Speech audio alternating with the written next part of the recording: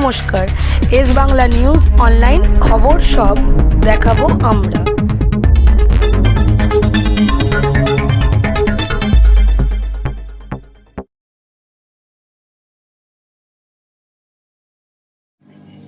টাটারের প্রতিনিধি দল তৎকালীন সিপিএম যারা জোর করে কেড়ে নেওয়ার চেষ্টা করেছিল, পঞ্চায়েত সমিতির সভাপতি সহ, যেদিন পরিদর্শনে এসেছিলেন, ঠিক এই জায়গাতে এই এলাকার গ্রামের মানুষ তাদের গাড়ি আটকে বিক্ষোভ করেছিলেন এবং সেই বিক্ষোভে সামিল হয়েছিলেন তাপসী মালিকের বাবা মা এবং সে নিজেও হাজির হয়েছিলেন। এটাই ছিল তার অপরাধ। সেই অপরাধে তাকে মর্মান্তিকভাবে খুন হতে হলো সিপিএম এর হাতে। এই পৈশাচিক ঘটনা সেদিন শুধু বাংলা নয়, ভারতবর্ষকে আলোড়িত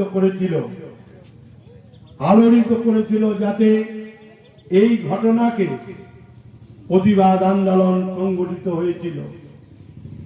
যারা যে সিপিএম পার্টি একদিন বলতো কৃষকের সরকার, গরিব ক্ষেত মজুর মেহনতি মানুষের সরকার, সেই সরকার প্রতিষ্ঠিত দল সিপিএম যেভাবে তাপসী মালিককে চক্রান্ত করে ধর্ষণ করে খুন করে যেভাবে হত্যা করলো, তা পৃথিবীর মানুষ স্তম্ভিত।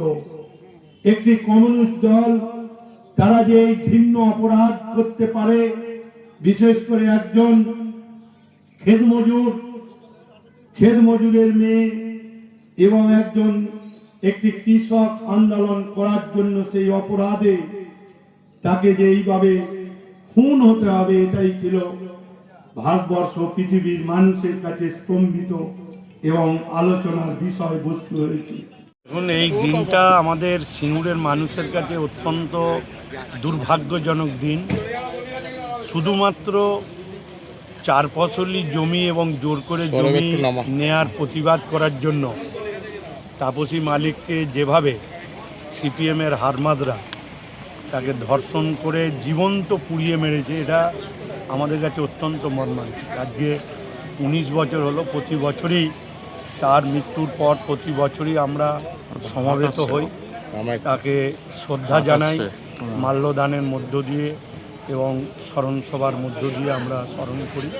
আজকেও সিঙ্গুরের সমগ্র যারা আন্দোলনের সাথে ছিলেন এবং জনপ্রতিনিধিরা, সাধারণ মানুষ আন্দোলনের সাথে যারা ছিল, সকলেই আমরা উপস্থিত হয়েছিলাম। আজকে তাপসী মালিকের 19তম মৃত্যুবার্ষিকীর সাথে মাল্যদানের মধ্য দিয়ে শ্রদ্ধা জ্ঞাপন এবং তার হতভাগ্য বাবা মার পাশে দাঁড়ানো আমার অঙ্গীকার। আমরা আছি সবসময়ের জন্য এবং নেত্রী মমতা বন্দ্যোপাধ্যায় আছেন, কেন এই মৃত্যু তৎকালীন বাম আলোর আমলে সারা ভারতবর্ষ জুড়ে একটা আলোড়ন পেয়েছে।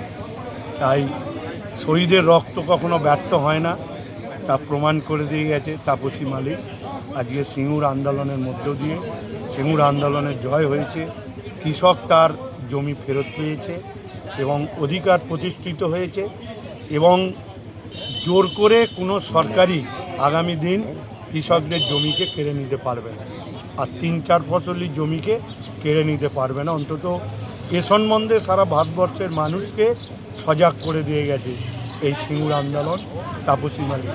বলছি দাদা, 19 বছর হয়ে গেল, এখনও তাপসী মালিকের মৃত্যুর কোনো সঠিক বিচার হলো না। মানে যারা প্রাথমিক নিম্ন আদালতে দোষী সাব্যস্ত হয়েছিল, তারপর তারা বেল পেয়ে যায়, তার পরবর্তীকালে এই মামলার কোনো মুভমেন্ট হয় না, কি বলবেন? দেখুন, এটা উচ্চ আদালতের বিচারাধীন বিষয় রয়েছে, যার নিশ্চিতভাবে আগামী দিন যারা দোষী তারা নিশ্চিতভাবে শাস্তি পাবে বলেই আশা করি। তাপসী মালিকের পরিবার এখনও আক্ষেপ প্রকাশ করে বিষয়টা নিয়ে, যে এখনো দলের প্রতি আস্থা রেখেছেন যে যা করার দল বা মমতা বন্দ্যোপাধ্যায় করবেন। সর্বোচ্চ দিক দিয়ে এই শাস্তি পাওয়ার জন্য আমরা লেগে রয়েছি, যেহেতু একটা বিচারাধীন বিষয় রয়েছে, এ ব্যাপারে মন্তব্য না। তখন তো ধরুন কেন আমরা বিচার ব্যবস্থার প্রতি আস্থা রাখি, ভরসা রাখি। তখন তো সিপিএমের যারা ছিল তারা অ্যারেস্ট হয়েছিল, মানে দেবু মালিক, শহীদ দত্ত। দেখুন, এখানে তো চুন্দ্র কোর্ট তাদের সাজা দিয়েছিল, উচ্চ আদালত তাদের বেল করেছিল, কিন্তু আমরা তার বিরুদ্ধে আমরা এখনো পর্যন্ত লড়াই করছি। সুপ্রিম কোর্টে কি আপনারা যাবেন? নিশ্চয়ই হাইকোর্টের রায় দেখে পরবর্তী পর্যায়ে